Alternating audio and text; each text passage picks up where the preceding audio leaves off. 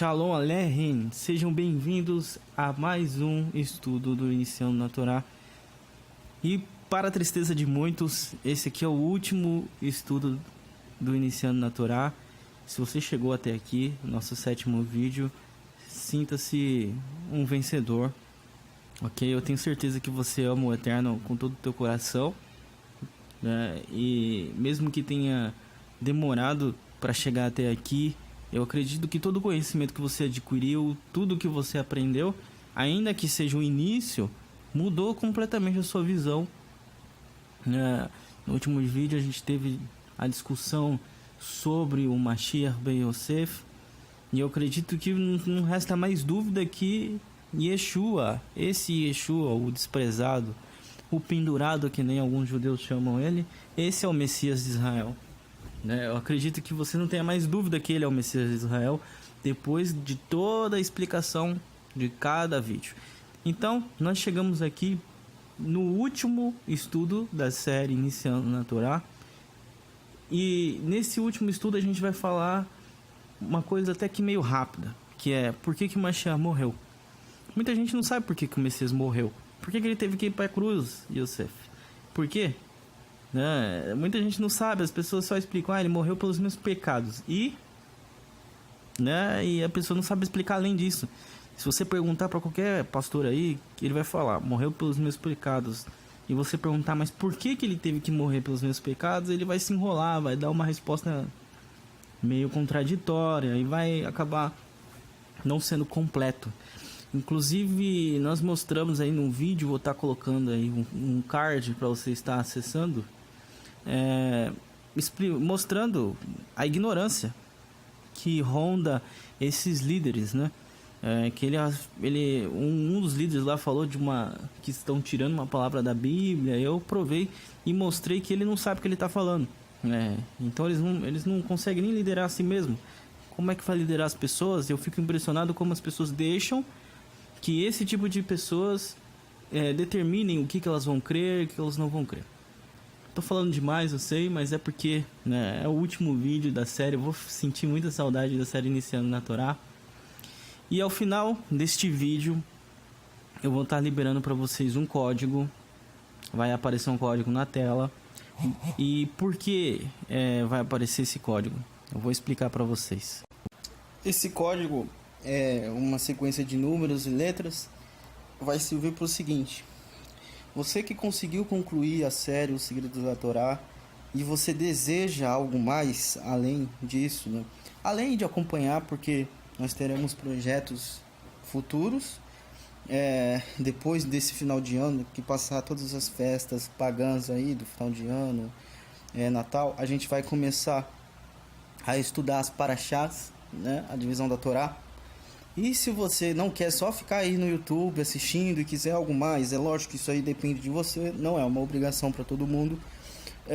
Você vai pegar esse código, vai tirar um print, você vai tirar um print de todos os vídeos, você vai entrar na página do canal, vai entrar na playlist Iniciando na Torá, vai tirar um print, porque quando você assiste os vídeos ficam com uma barrinha vermelha. Não sei se você já percebeu isso no YouTube. Então você também vai tirar um print. O que é um print? É a foto da tela do seu computador.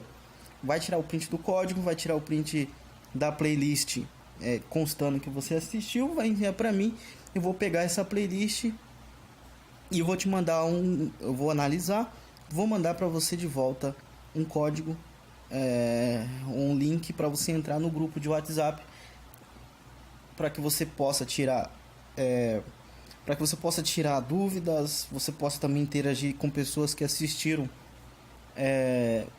a toda a série também, Iniciando na Torá. Então você vai estar com pessoas do seu nível, nem pessoas muito acima, nem pessoas muito abaixo.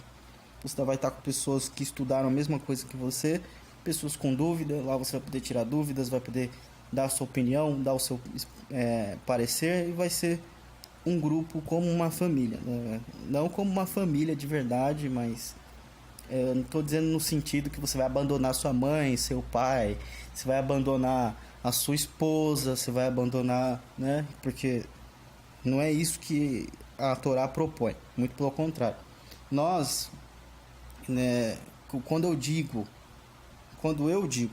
família, eu estou dizendo pessoas que vão estar interagindo sobre a Torá com você, conversando sobre coisas do eterno. Às vezes você tem uma dúvida, você não esclareceu direito, né? Você assistiu os vídeos e não entendeu, né? A grande chance, a grande possibilidade disso acontecer. E lá você vai ter pessoas para tirar a dúvida, quem sabe até pessoas que tenham a mesma dúvida que você. Ok? Então, vamos iniciar aí o estudo, o último estudo do Iniciando na Torá.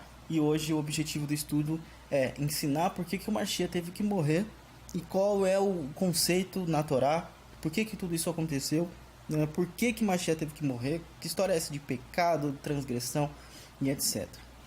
Vamos lá. Antes de tudo, antes de Hashem criar o mundo, ele criou a Torá e os mandamentos, tá? Tenha isso em mente, como eu expliquei lá no primeiro vídeo, o que era a Torá. E eu tenho um comentário de Irashi que ele vai falar sobre Gênesis 2:4. Ele diz o seguinte: não foi dito, criou o Eterno misericordioso, porque inicialmente ele pretendia criar um mundo com atributos da justiça. Isso comentando sobre Gênesis, tá, gente? Mas o mundo não poderia existir se fosse apenas baseado na justiça. E antecipou então o atributo da misericórdia e uniu-o ao atributo da justiça. Por isso está escrito: num dia que o Eterno de misericórdia e Elohim da justiça fez a terra e o céu. Então o que ele está dizendo? Existe um Midrash. O que é o Midrash? Você que nunca ouviu, o que é o Midrash? O Midrash é uma parábola, ok? Basicamente ele vai contar uma história que pode ser muito real ou não, pode ser apenas uma história sobre a Torá, para que você entenda o conceito de Torá mais profundo. O Midrash literalmente é isso. Então existe um Midrash proposto pelos sábios que fala assim que Hashem iria criar o mundo só pela Torá, só ia ter justiça. O que isso significa? Que, por exemplo, se você transgredisse a Torá para a morte, você morria. Não tem essa de, vamos ver, vamos considerar. Não. É justiça e acabou. Não tem misericórdia. É só justiça. Só que aí a Torá chegou para Hashem e falou assim: olha, Criador, eu sei que o senhor quer criar a humanidade, mas vai ser perda de tempo. Por quê? Porque eu posso ver que a humanidade ela vai tropeçar muitas vezes. E ela vai deixar de existir. O senhor vai gastar tempo à toa. Então é melhor não criar a humanidade. Então Hashem solucionou isso criando a misericórdia. Então, para que vocês tenham uma ideia, Hesed, graça, sempre existiu junto com a Torá. E inclusive antes de haver o mundo, antes de existir Adão e Eva, já existia a misericórdia, né? Porque os cristãos gostam de falar que o Yeshua trouxe a misericórdia, que não sei o que, mas eles estão enganados, profundamente enganados. Como se ou pode existir a misericórdia ou pode existir a Torá. Tem dois argumentos muito fortes que nem preciso, depois de tudo que você assistiu, né, nessa série, eu nem preciso mais explicar, que é o seguinte: se a misericórdia veio com Mashiach, então por que está escrito na Torá sobre o Abraham, né, que ele creu e foi justificado? Não está escrito que ele obedeceu e foi justificado, está escrito que ele creu. Ele creu nas palavras de Hashem, depois ele obedeceu, ele aprendeu a obedecer. Então, primeiro, quem justificou ele? A fé. Por que o nome de Noah, ao contrário, que Noah em hebraico é por duas letras, se a gente inverter as duas letras do nome dele, se torna Hem, que significa o quê? Misericórdia. É a raiz para Hesed. Por quê? E está escrito também lá no livro de Noah que ele achou graça aos olhos do Eterno. Então, que graça é essa que veio com Mashiach? Isso nunca poderia ter acontecido. Ok? Esse argumento de que o Mashiach inaugurou uma nova era e que a Torá é contra a graça, ou você é da Torá ou você é da graça, isso não existe. Como eu provei mesmo para vocês, se você é justificado pela fé e você não se trabalha nos mandamentos da Torá, você não é um filho do Eterno. Simplesmente assim. A Torá vai servir para que, junto com a graça de Hashem, possa modificar o seu caráter. né? Os mandamentos servem para isso. E acabou. Então essa história aí que não existe, errado. Tenha na sua mente que sempre houve graça e misericórdia junto com a Torá e a justiça. Sempre houve, sempre houve. Não foi, nunca foi separado. Então, continuando meu texto, né, minha pauta. Hashem queria que todos os homens fossem retos e justos e fizessem o que é bom. O plano do Éden era que Hashem fosse o professor de Adam e Havá, em português Adão e Eva, ensinando pouco a pouco os seus caminhos. Mas como eles não subsistiram ao pecado, então se tornaram conhecedores do bem e do mal. O plano de Hashem, meus queridos, ok? Era ensinar Adão e Eva aos poucos. Era por isso que existiu o Shabat na criação. Você acha que Adão e Eva faziam o que no Shabat? Eles estavam falando direto com o Eterno e aprendendo a como que guarda o Shabat, aprendendo sobre o amor, aprendendo sobre a justiça. Então era aos poucos. Igual você tem um filho, seu filho nasceu, seu filho é pequeno, ele nunca teve, né, outras lembranças, ele não tem experiência, tem nada. Você vai ensinar tudo de uma vez para seu filho? Você vai botar teu filho para dirigir um carro? Lógico que não. Você vai ensinar o seu filho pouco a pouco e você vai deixando. Às vezes ele erra uma coisa ou outra, mas você deixa e fala. Isso é coisa de criança, por exemplo. Subir na mesa pelado. Isso é coisa de criança. Quando ele crescer, ele não vai fazer isso. Não precisa bater nele por causa disso, né? Criança faz essas coisas mesmo. Mas essa era a ideia inicial de Hashem. Mas aí chegou a cobra, ela não mentiu, né? Muitos falam, a cobra mentiu. Ela não mentiu, ela falou que o homem seria conhecedor realmente do bem e do mal, como Hashem, ok? Seus olhos serão abertos, e foi exatamente o que aconteceu. Quem mentiu? A Eva. Eva chegou e falou, porque Hashem mandou a gente não tocar na árvore. Mentira, Hashem falou para não comer do fruto. Não falou nada sobre tocar e não tocar. E aí ela viu a cobra tocando na árvore, viu que não aconteceu nada e falou, então tem algo errado aí, hein? E foi lá e comeu. E aí houve a primeira transgressão. Só que acontece, a partir desse momento eles começaram a saber do bem e do mal. Não completamente. Eles conheceram que há o bem e que há o mal. Mas eles não sabiam por completo o bem e nem por completo que era mal. Esse é o problema. Eles não tiveram um professor. E aí praticamente tudo veio à tona. E aí começou a transgressão, né? Então vamos lá. Para a reparação da alma humana, Hashem trouxe homens justos à terra, de Sete até Shem, que é um filho de Noa. Porém, depois da Babilônia, todos os povos se tornaram servos de muitos deuses e, portanto, idólatras. Então, até Shem, até Noa, o filho de Noa, o Eterno trouxe vários homens justos, Enoque, Sete, Matusalém, homens que viveram muito e que foram homens justos. E Noa, o próprio Noé, né, era um homem justo. Homens que tentaram corrigir a humanidade. Mas depois que houve o dilúvio e que houve a ascensão da Babilônia, acabou. Todos os povos se tornaram idólatras. E o único monoteísta que tinha sobrado era Noa e Shem. O resto, todo mundo era idólatra, mesmo após o dilúvio. E o que a Shem ia fazer? Ia destruir o mundo de novo? Com dilúvio? Ou com fogo? Não adiantou basicamente nada. Os seres humanos continuaram sendo transgressores e idólatras. Estavam todos os povos mortos para a Torá, porque a idolatria é igual a morte. Porque o pecado da idolatria é igual a morte. Eu escrevi aqui, né? Mas um homem veio da idolatria ao monoteísmo e trouxe novamente o monoteísmo ao mundo. E aqui está a graça de Hashem, porque Abraham, eu estou falando de Abraham, ele nasceu na idolatria, ok? Ele nasceu com pecado para a morte, que é idolatria. Mas ele, conversando e pensando consigo mesmo, analisando em algumas experiências que ele teve com o anjo que conversou com ele. Os rabinos falam que um anjo conversou com Abraham em forma de pessoa, e esse anjo é o Mashiach, ok? E ele fala até do anjo que redimiu ele. Então ele foi pensando e ele fez o inverso que todo mundo.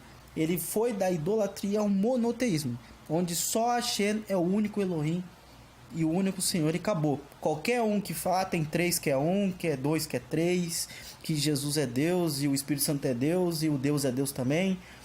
Qualquer coisa que passar disso, meu querido, idolatria. Porque está escrito lá em Deuteronômio 6, Shema Israel, Adonai Eloheinu, Adonai Echad, que significa isso, que o Eterno é nosso Senhor e o Eterno é um só. Ele não é um que é dois, que é três que é um, que é uma confusão. Não, o Eterno é um só. Só um é o Criador e o resto é criação. Então, ele fez o contrário. Este era Avraham Avinu, nosso pai. Ele creu em Hashem e foi justificado por ele, pela fé, olha só, pela graça. Não por obras, mas por fé, emuná. E dali para frente, foi aprendendo com o anjo que o redimiu, ele mesmo fala isso, até finalmente chegar à circuncisão.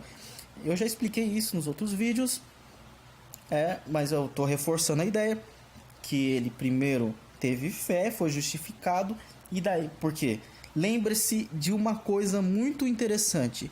Para a Torá, Avraham Avinu estava morto, querido. Você entende isso? A Torá condena que se faça idolatria. Ele estava morto. Ele não tinha reparação nem nada. Não tinha corban para ele, não. Ok? Mas por causa da graça, Hashem primeiro justificou ele. Porque ele creu em Hashem. Só um passo que ele deu, Hashem deu 1000 em direção a ele. E isso possibilitou que todas as amarras, todas as coisas... O que é justificar, meus queridos? Você está devendo alguma coisa para tua mãe. Tua mãe quer te bater. Aí chega alguém e fala, olha, teu filho não fez isso não, cara.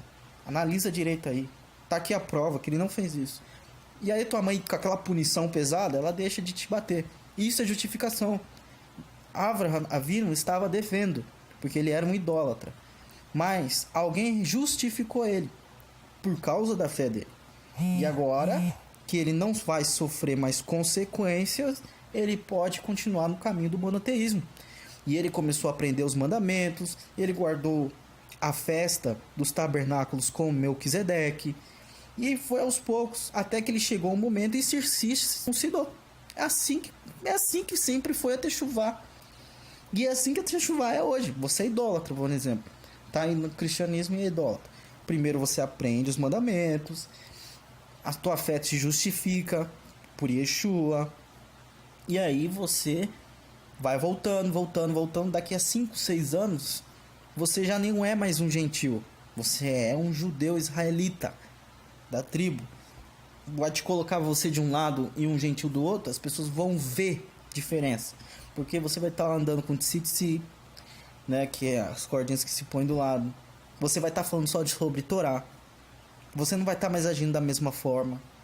Então a Techuvá leva anos, como aconteceu com Avraham, né? Então não tem segredo nisso, tá bom?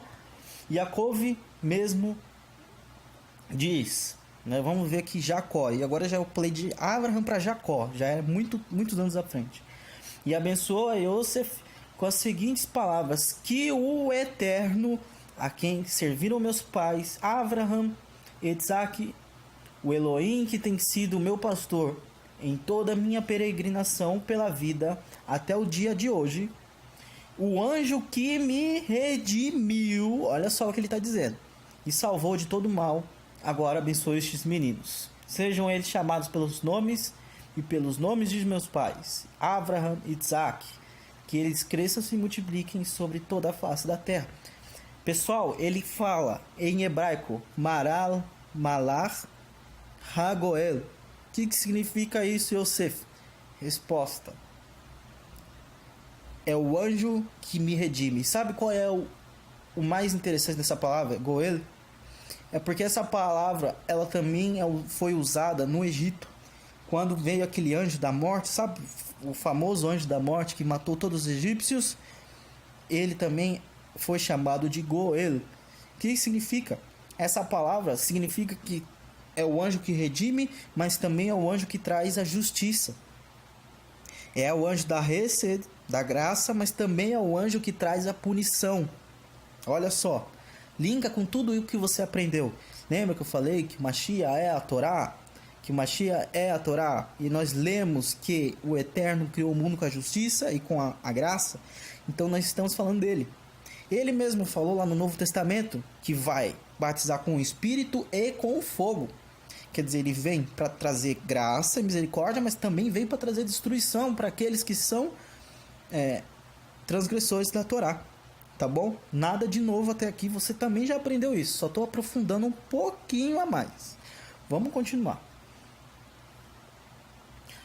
E eles vieram... Desculpa, eu me confundi com a palavra aqui na minha pauta, mas vamos continuar. E deles vieram os filhos de Israel e todo o povo. Hashem escolheu este povo para ser luz entre as nações. O próprio símbolo de Israel mostra isso. Eu vou estar mostrando aí na tela o símbolo de Israel, que é um candelabro, né, uma menorá, e com os ramos ao redor. Qual é o significado disso? A menorá recebe a luz de Hashem. Tá? São 7 espíritos de Hashem, né? Todos aqueles espíritos que estão lá em Yeshayahu, Isaías. E os ramos são as nações. O que significa? Eles recebem o espírito de Hashem, Israel, e ilumina as nações. Então eles vão levando essa luz, essa Torá, os mandamentos para as nações. É assim que deveria ser. Ok? É assim que deveria ser. Porém, logo após a Torá ser entregue, no dia em que haveria o casamento entre Hashem e Israel, eles cometeram a idolatria. E Moshe quebrou a Torá, que seria o contrato de casamento. E assim o Eterno não se casou com Israel, e ela passa a ser chamada noiva e precisa ser redimida. O que acontece, meus queridos? Se Moshe vai lá e firma o pacto logo na primeira vez que eles estavam tendo idolatria, acabou Israel. Isso você não vai aprender em nenhum lugar. Mas acabou Israel, porque está escrito na Torá que a mulher que comete, como fala, adultério, ela é digna de morte. Então, naquele momento que eles estavam idolatrando o bezerro de ouro, como esposa de Hashem, eles estariam sendo o quê? Vou dar um tempo para você pensar. Eles estariam cometendo um adultério. Então, pela Torá, acabou Israel. Mata todo mundo morre, inclusive Moshe, acabou o mundo, porque se Israel largou a Torá, quem é que vai segurar? Ninguém. Ok? Mas aí Moshe, com toda a sua capacidade de inteligência, ele vai lá e quebra a Torá. Ok? É exatamente o que vai acontecer na era messiânica. Se o Mashiach vem para Israel, Israel aceita o Mashiach lá no primeiro século e começa a era messiânica e depois eles se tornam idólatras, acabou Israel, acabou o mundo. Ok? Então foi melhor Moshe quebrar a Torá, ir lá e fazer uma nova Torá, né, com os mesmos mandamentos, mas que seria para corrigir o povo, e o povo não iria mais casar com Hashem, ia só virar uma noiva, né, que precisa ser purificada, tratada, redimida. E assim também Mashiach vem, é rejeitado, e agora nós estamos esperando a sua segunda vinda, tá bom? Então, o que eu preciso que você entenda agora é, eles transgrediram no Monte Sinai, e agora eles precisam ser remidos. Vamos continuar. Apesar disso, muitas vezes Israel desobedeceu, precisou ser redimida várias vezes na época dos juízes, e muitos do nosso povo se assimilaram às nações, e pela Torá esses que estão mortos como antes, e para... desculpa, me confundi aqui, mas se assimilaram às nações, e pela Torá esses estão mortos, e para retornar precisam ser redimidos por alguém, exatamente como Avraham Avinu. Entendeu? É simples de entender.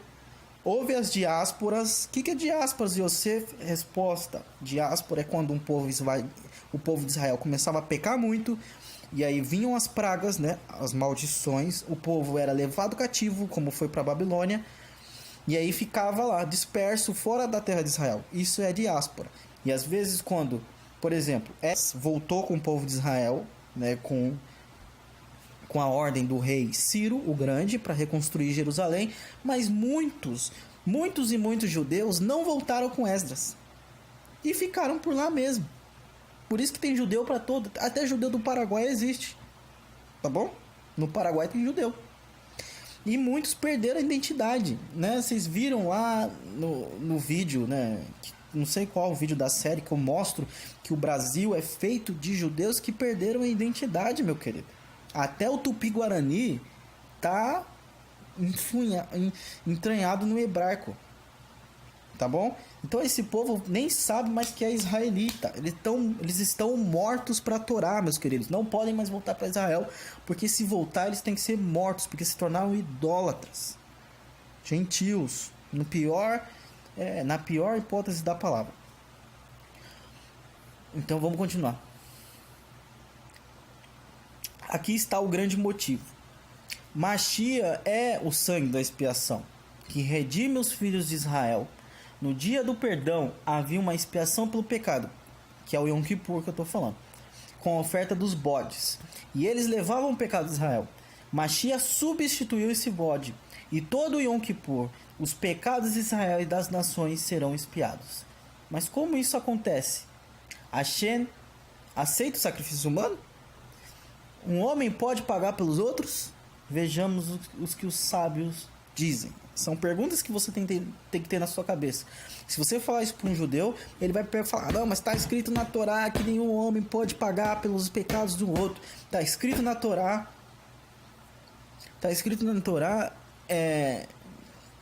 Que o Eterno não aceita sacrifício humano. Eles vão dizer isso para você.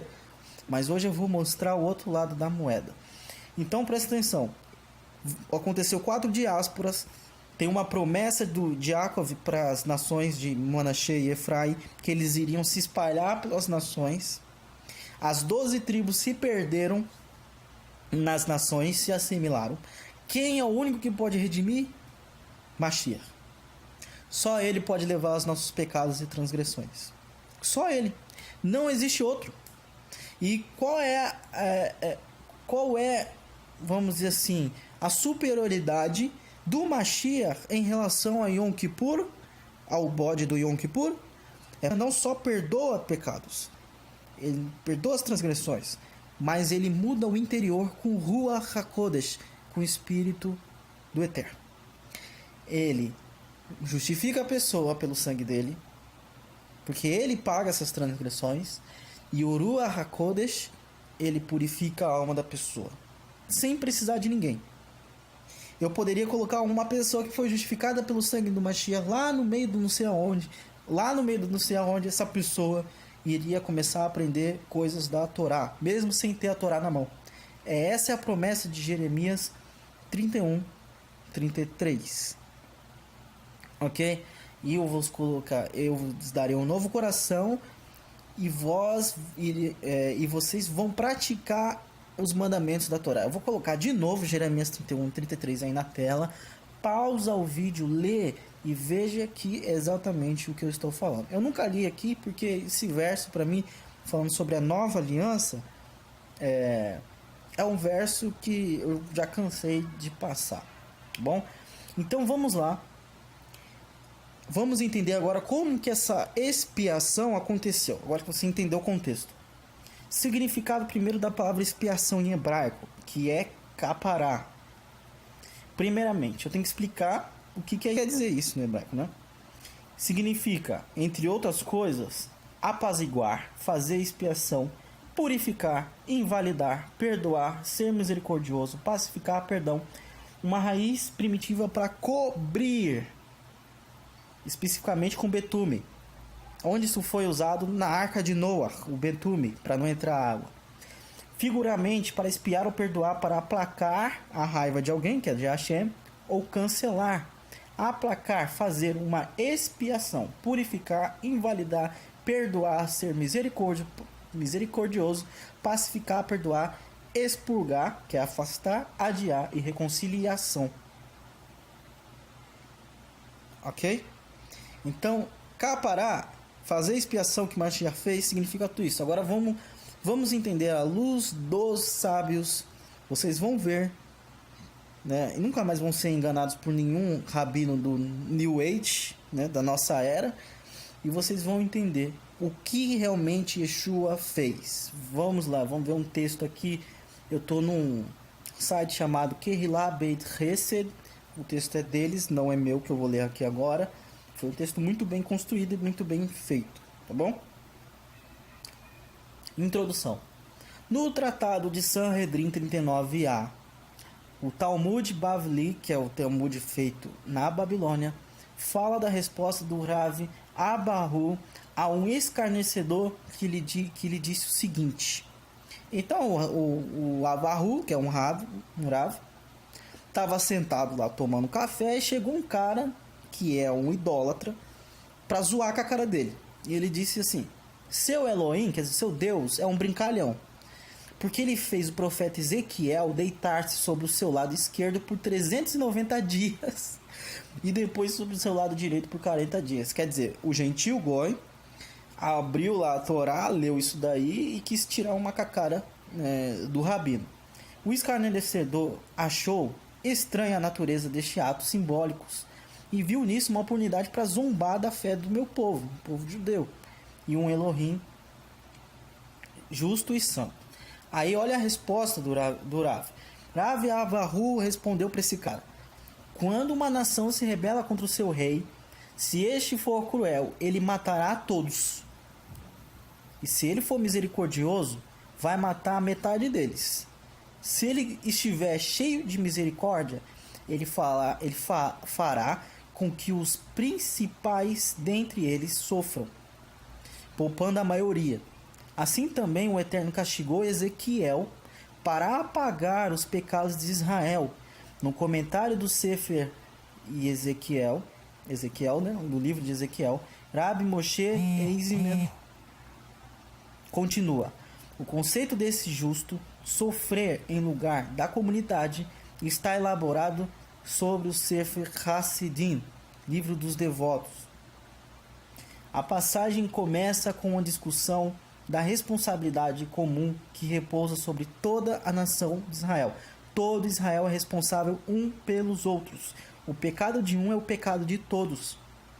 Desta forma, em sua confissão no Yom Kippur, o Kohen Gadol, quer dizer, o sumo sacerdote, declara: eu tenho pecado junto com todo Israel. E ele diz isso tendo pecado ou não. Isto é para que o povo tivesse o senso de amor e responsabilidade uns para com os outros e aprendesse a corrigir uns aos outros. Fim. O que está escrito? Pega a carta de Hebreus 8 e lê agora. Você vai entender.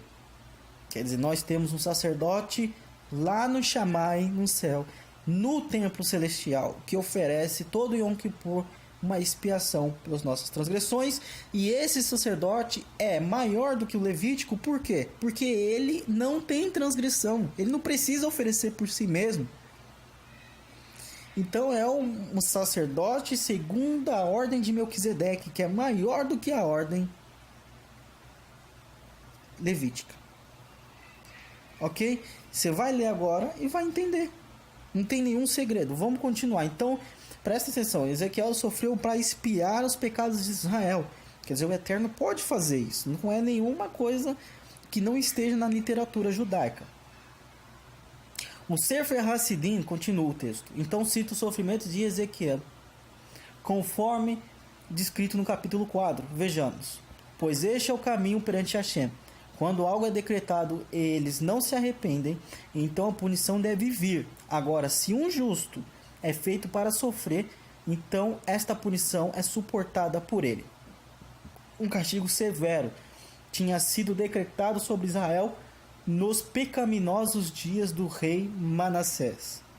O rei Joaquim, no entanto, o povo simplesmente foi exilado, não sofrendo uma punição física e severa, porque é o que está na Torá. O Midat Hadin, atributo de justiça, penalidade severa, argumenta: por que eles foram tratados tão suavemente? Assim diz Hashem a Ezequiel: aceite o sofrimento sobre ti mesmo. Deste modo, o Midat Hadin não terá como reivindicar, pois quando ele ver o sofrimento do justo, que o justo não merecia ser punido, não terá como exigir a punição sobre todo o povo. Simples assim. Assim, de acordo com o Sefer Hassidim, o Midat Hadin do Eterno, o que é isso, Yosef? O que é Midat Hadin? O que é isso? O Eterno está acima do ódio, o Eterno está acima do amor, o Eterno está acima de tudo. Nós temos apenas ideias sobre o que é o amor do Eterno, porque o Eterno está acima do amor, do conceito de amor. Então existe o Midat Hadin. O que é isso? É a face do Eterno, é a parte do Eterno que lida com justiça. Como tudo é baseado na justiça, o Eterno não pode ser injusto. Quando você transgride uma lei, você tem que sofrer uma consequência. E esse Midat Hadin é a parte do Eterno que cobra essa consequência de alguém, tá? É lógico que o conceito profundo é muito mais do que isso, mas como você está iniciando na Torá, saber somente isso tá ótimo para você. Então vamos continuar. Que busca uma punição para a comunidade inteira. É satisfeita quando a punição é dispensada apenas sobre o justo, o tzadik, representante. Para entendermos este conceito, devemos voltar à ideia de que temos discutido ao longo deste comentário. A unidade essencial da Assembleia de Israel, enquanto cada pessoa é criada à imagem de Elohim em si mesmo, é um microcosmos, quer dizer, você olha para dentro do corpo do ser humano, você vê praticamente uma cópia do universo, os átomos parecem os planetas e o elétron ao redor do átomo parece até a Lua ao redor da Terra, entende? Um microcosmos e um macrocosmos. A justiça de Elohim, no entanto, pode dirigir-se à comunidade de Israel como um todo na capacidade que uma pessoa justa tem para salvar a comunidade com o seu mérito. Quando toda a comunidade é considerada uma unidade indivisível, então, de fato, a culpa por uma má ação individual é atribuída a todos. Embora não se possa dizer que um justo tenha pecado como indivíduo, pode fazer parte da comunidade que pecou e, tendo em vista sua solidariedade, ele assume a responsabilidade pelos pecados da comunidade e, por isso mesmo, o sofrimento de um pode ser visto no sofrimento de todos. Yosef, por favor, me ajuda, Yosef. Não tô conseguindo entender, Yosef. Eu não tô conseguindo entender. É legal o que você tá falando aí, mas eu não consigo entender, Yosef. O que você tá querendo dizer com tudo isso? Então agora eu vou te dar um exemplo palpável que você pode ver na sua vida. Se você é pai de mais de uma criança, você vai entender. Imagina que você tem 10 filhos. E aí os 10 vão lá e aprontam. Puxa, mas aprontam uma boa. Sei lá, os 10 sobem ao 5º andar, pegam uma pedra, jogam de lá de cima. Ok, mas todos os 10 participavam. Aí você chega e fica sabendo, você é o pai, você é a mãe, você fica com raiva. O que é isso? Seria equivalente ao Midat Hadin do Eterno. O seu senso de justiça. Pô, como que isso aconteceu? Não, alguém vai apanhar. E aí vamos dizer que os 10 entram ali em acordo e apenas um dos 10 chega e fala pra você: mãe, pai, fui eu que fiz. Aí você fica com raiva, vai pra cima daquele bate, espanca. E aí você sacia o seu Midat Hadin, que é o seu senso de justiça. Não, eu fiz justiça, ele sofreu, acabou. É assim. Mas foram os 10 que aprontaram. Mas um só sofreu pelos 10. Você está entendendo? É assim que funciona. E isso está na literatura judaica. O povo que hoje não consegue ver o Mashiach de Israel escreveu esse conceito. Então vamos citar um livro chamado Mahará, que cita assim: um rei misericordioso pune os grandes da comunidade, que é a parte equivalente ao todo. Ver capítulo 4 de Ram que é um sábio. Mesilat Yasharim, que discute a tensão entre a severidade de Elohim, que é Midat Hadin, e a sua misericórdia, que é Midat Hamim, mencionado a possibilidade de Hamim, misericórdias, amenizar na severidade, na medida que um tzadik suporta sobre si o castigo devido a toda a comunidade. Assim Ezequiel expia ao seu povo, porque a culpa comum é amenizada pela dor de toda a comunidade sofrida por um de seus componentes indivisíveis, que é um justo representante. Vamos continuar agora com uma coisa mais mais recente.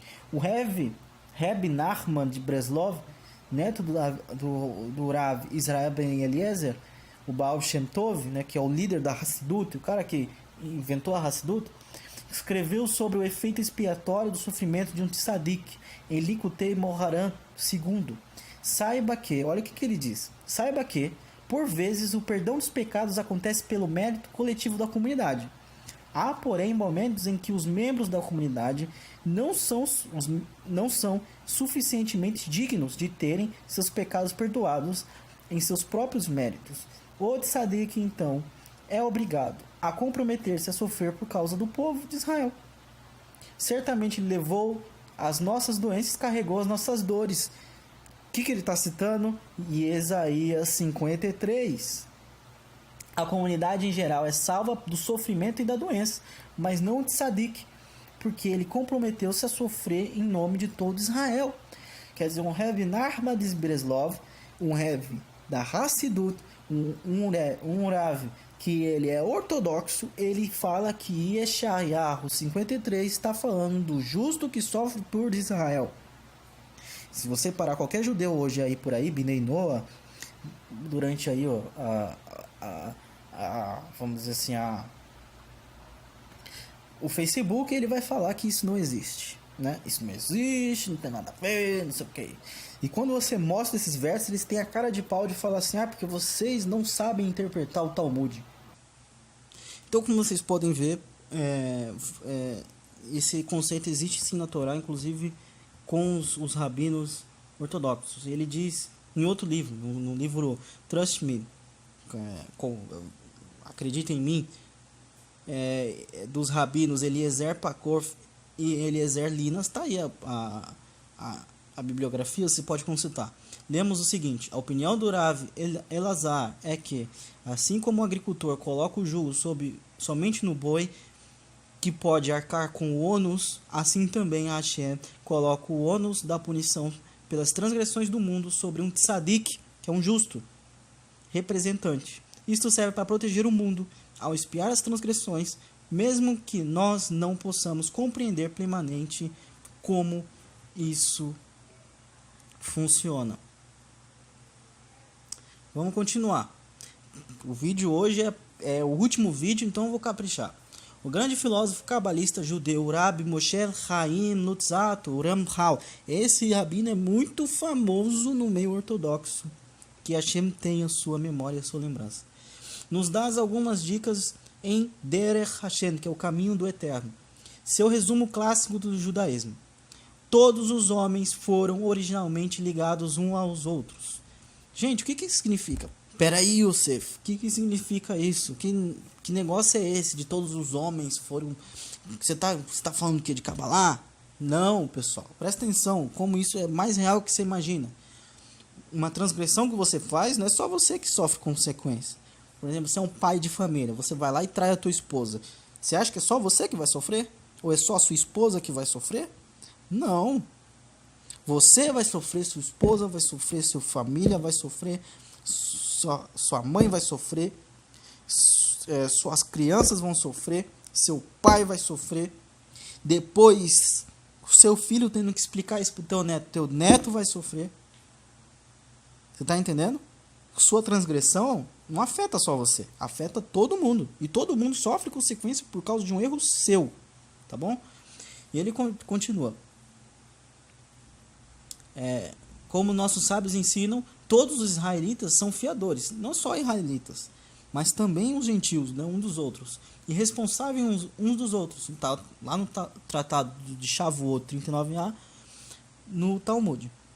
Como resultado deste princípio, sofrimento e dor podem ser impostos a um justo, como expiação para a sua geração inteira.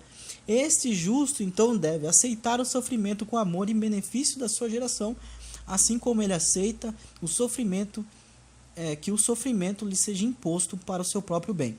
Ao fazer isso, ele beneficia a sua geração e, ao mesmo tempo, ele mesmo é elevado a um grau muito maior. Como foi feito esse justo será feito em um dos líderes da comunidade, no mundo futuro. como discutido anteriormente. Tal sofrimento inclui também casos em que o tzadik sofre porque toda sua geração merece um grande castigo, beirando a aniquilação, mas é poupada via sofrimento do justo, espiando sua geração através do seu sofrimento. Este tzadik salva essas pessoas neste tempo e também os beneficia muito no Olam Rabá, no mundo vindouro. Além disso, algo especial, um tipo maior de sofrimento que o trata o tzadik, que é ainda maior e mais aperfeiçoado do que os que foram discutidos acima.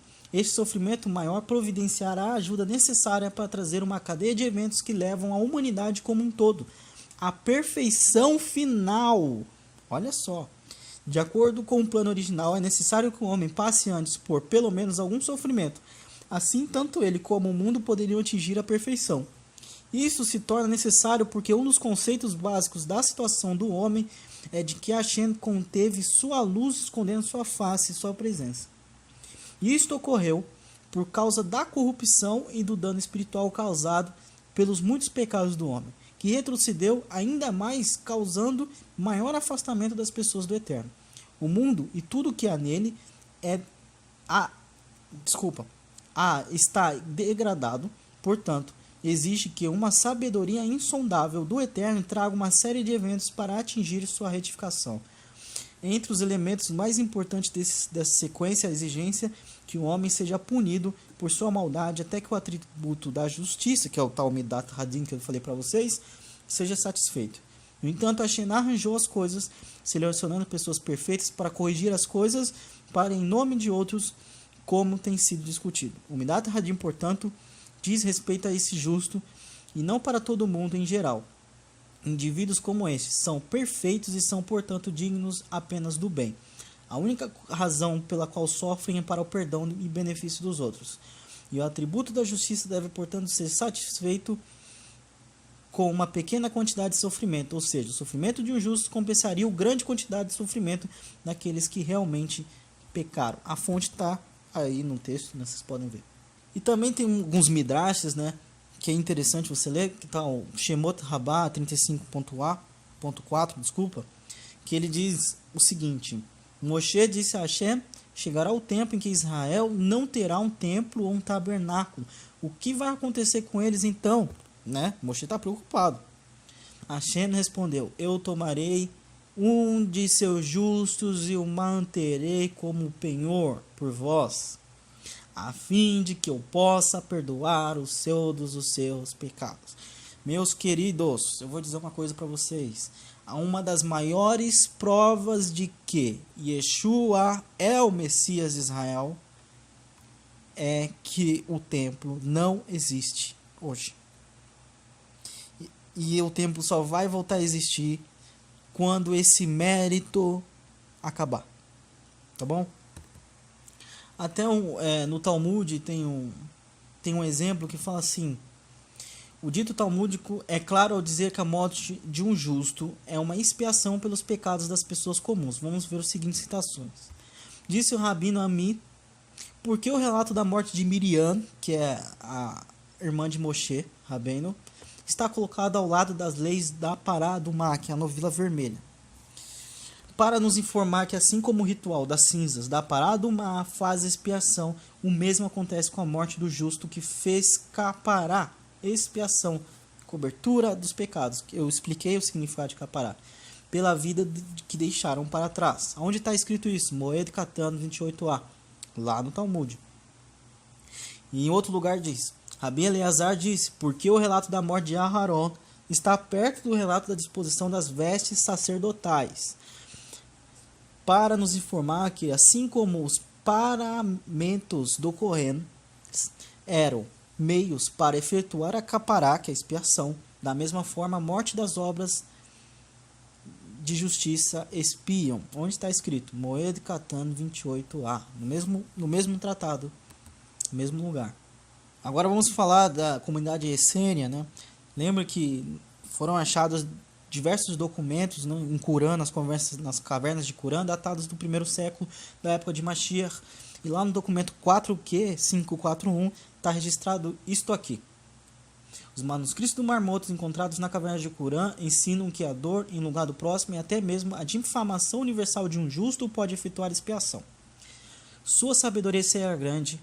Ele vai fazer expiação por todos os filhos de sua geração. Isso já é o documento.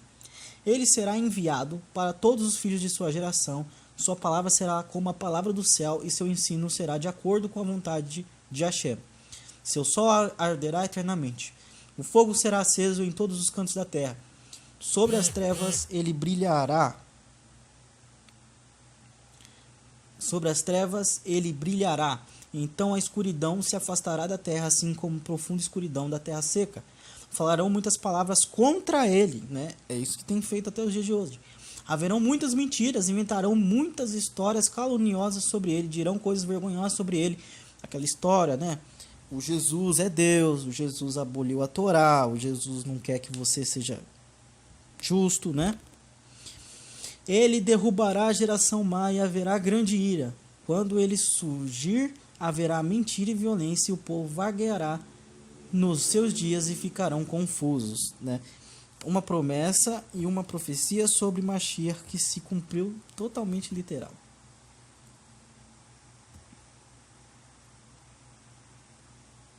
Eu poderia citar mais coisas, né? Tem exemplos no Zohar, tem exemplos no livro de Macabeus, tem exemplos diversos, mas eu acredito que vocês já entenderam esse conceito. Quem sabe eu faço um estudo escrito sobre isso, né? Que é mais fácil do que ficar lendo sobre tudo isso. Agora, pessoal, no vídeo passado, nós vimos como Yeshua se parece com Yosef, que é filho de Jacó.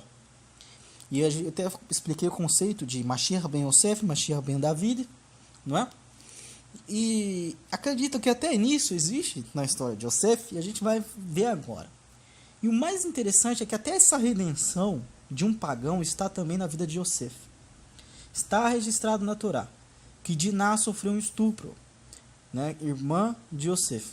O que muitos não sabem é que esse estupro gerou um bebê, como está registrado nos escritos da tradição oral. E essa filha, desprezada por Diná, porque veio de um estupro, causou um desconforto aos filhos de Israel. E eles resolveram doar o bebê. Yosef levou a criança a uma árvore na fronteira com o Egito e colocou o bebê em um medalhão contando um pouco da sua história. E se escondeu para ver quem vai adotar, o que iria acontecer com a criança. Ele ficou lá, né, só esperando. E aí, enquanto ele estava esperando, passou quem? Potifar. E adotou o bebê e levou para o Egito e criou como sua filha. E lhe deu um nome, a saber, Azenat. E se tornou pagã, porque ela se tornou Azenat, sacerdotisa de On, né? Quando Yosef foi ao Egito, Potifar queria casá-lo com Azenat, olha só. E ele reconheceu o medalhão que ela usava e ele não quis casar-se com ela, porque ela era uma idólatra. E antes, então, ela fez uma techuvá de 3 meses, largou a idolatria, até que um anjo apareceu para Yosef e para Azenat e confirmou a techuvá, e aí os dois se casaram. Quer dizer, a mesma coisa que aconteceu com Yosef, Mashiach faz hoje. Redime o povo que está na idolatria.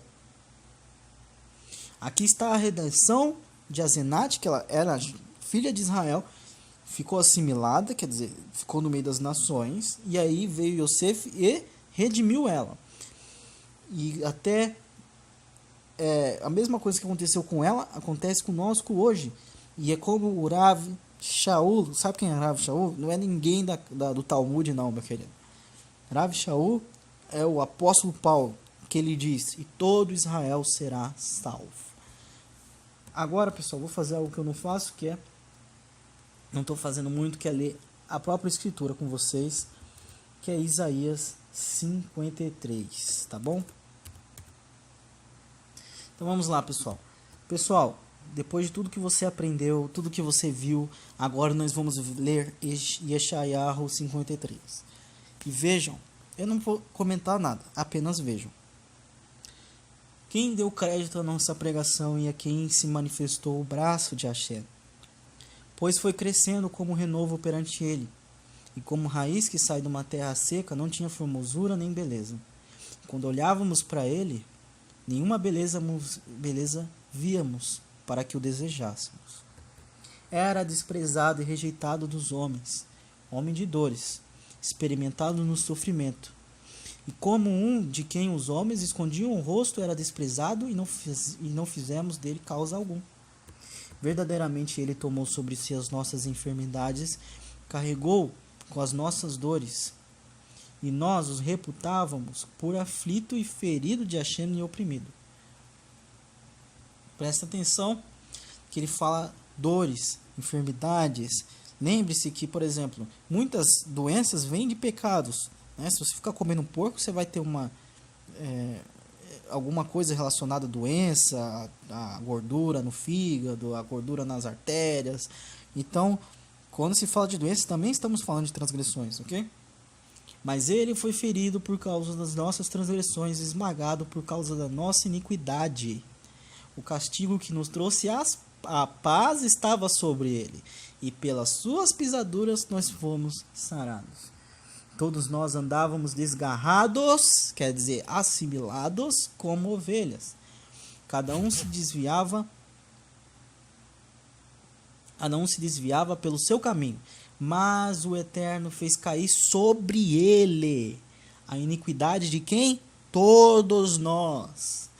E ele foi oprimido e afligido, mas não abriu a boca, como um cordeiro que é levado ao matadouro, e como a ovelha que é muda perante os seus tosqueadores, assim ele não abriu a boca. Pela opressão e pelo juízo foi arrebatado. E quem dentre os da sua geração considerou que ele fora cortado da terra dos viventes, ferido por causa das transgressões do povo, quer dizer, ele foi morto. E deram-lhe a sepultura com os ímpios, e com o rico na sua morte, embora nunca tivesse cometido injustiça. Lembra da difamação do justo? Olha só. E nem houvesse engano na sua boca.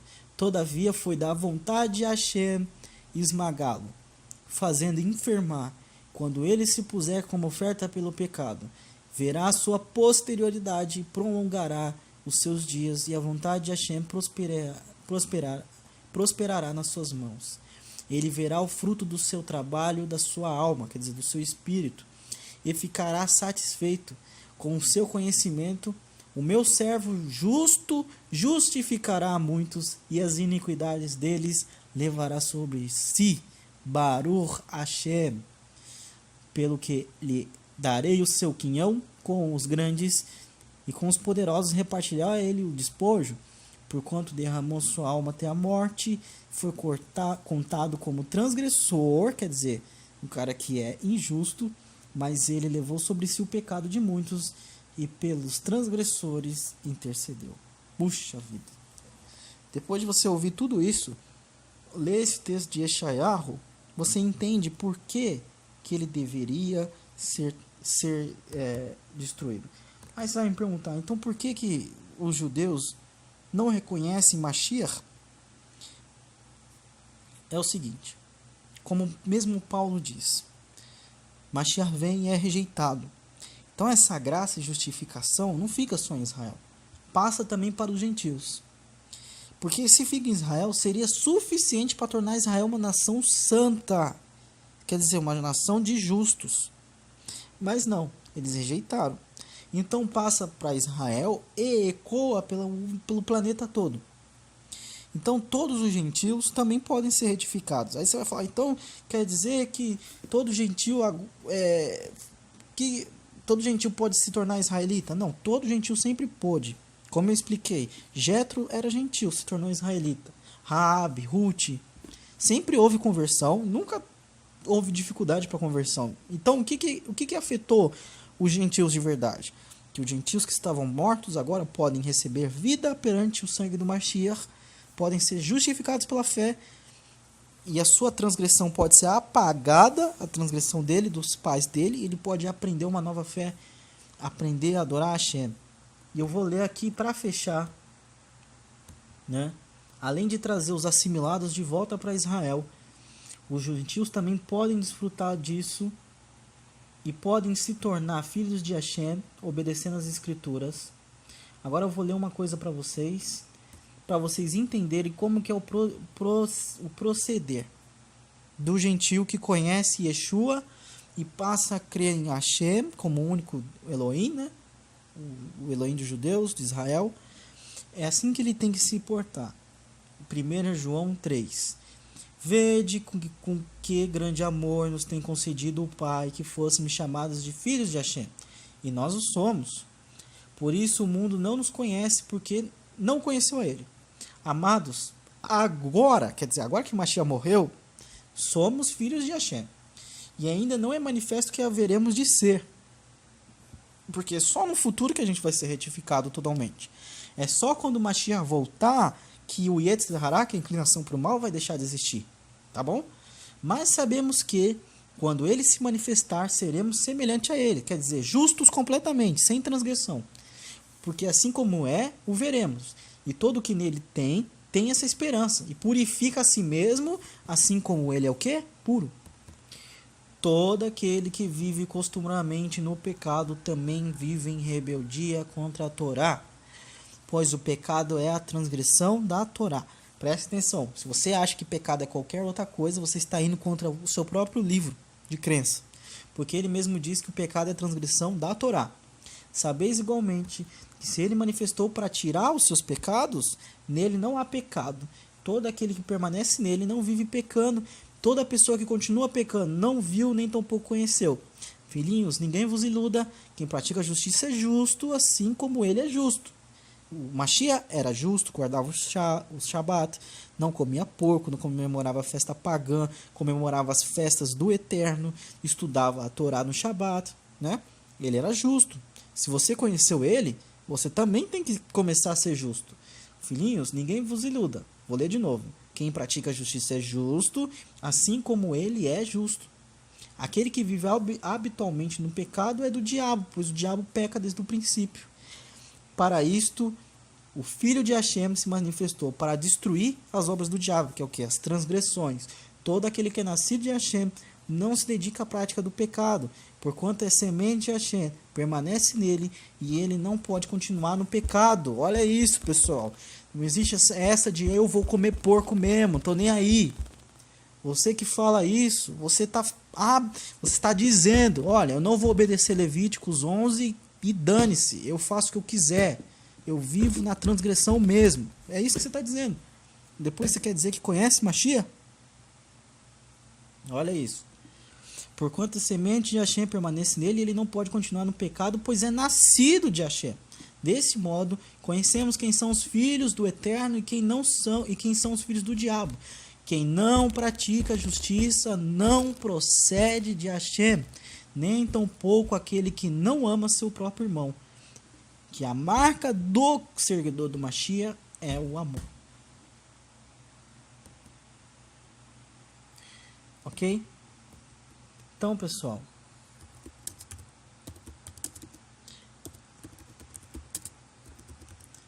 o gentil ele tem que se purificar pouco a pouco, como Avraham Avinu, nosso pai, fez. E eu vou ler uma coisa aqui para vocês que vai impactar vocês agora, tá bom? Vai impactar porque vocês não, muitas vezes ninguém ensina isso para vocês, mas eu vou ensinar para terminar aqui, que é Hebreus 10.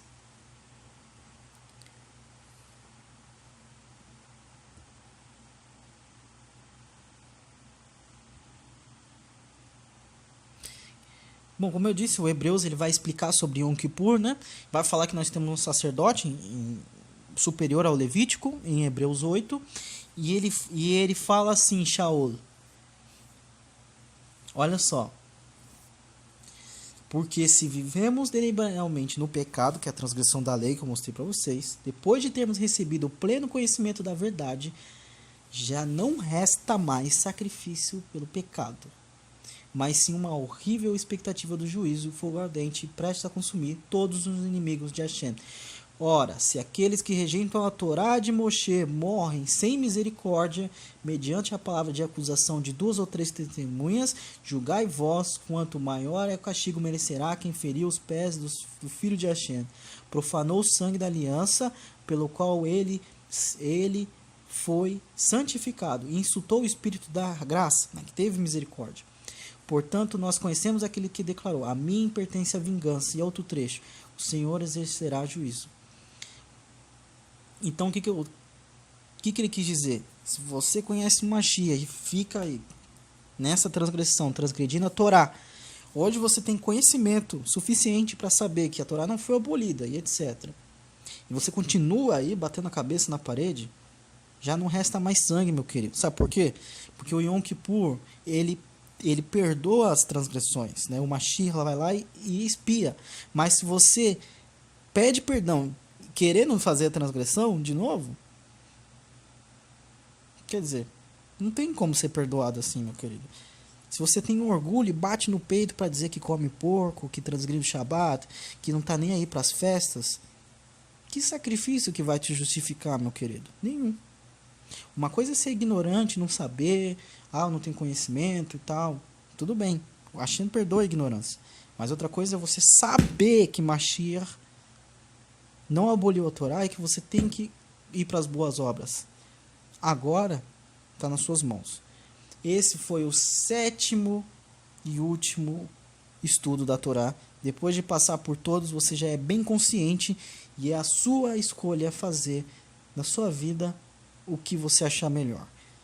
Eu creio que a pessoa que assistiu o 7 é injustificável que continue sendo transgressora da Torá. Então, vou estar exibindo agora o código para vocês. Que a Hashem ilumine vocês, que Ele faça a luz resplandecer sobre a face do rosto de vocês, que Ele abençoe vocês para que vocês compreendam. Se você caiu nesse vídeo de paraquedas e não assistiu os outros, meu amigo, você está perdendo. Vai lá assistir os outros. Começa do 1 e chega até aqui que você vai ter outra cabeça, vai ser outra pessoa. Então que a Hashem abençoe vocês. Nossos próximos projetos serão das paraxás. Eu ia fazer um estudo só para crianças, né, da Torá para crianças, mas Hashem me convenceu a fazer somente a paraxá, porque criança e adulto tem que aprender junto, não tem que ser diferente, né? O pai aprende, ensina para a criança e as dúvidas das crianças tira durante o estudo. Então vai ser a paraxá da semana e nós vamos iniciar ano que vem. Que a Hashem abençoe todos vocês. Vou sentir muita saudade. Qualquer coisa, qualquer dúvida, entre em contato comigo. Tem meu contato aqui embaixo. Curta a nossa página, compartilhe esse vídeo. Que a Hashem abençoe todos vocês.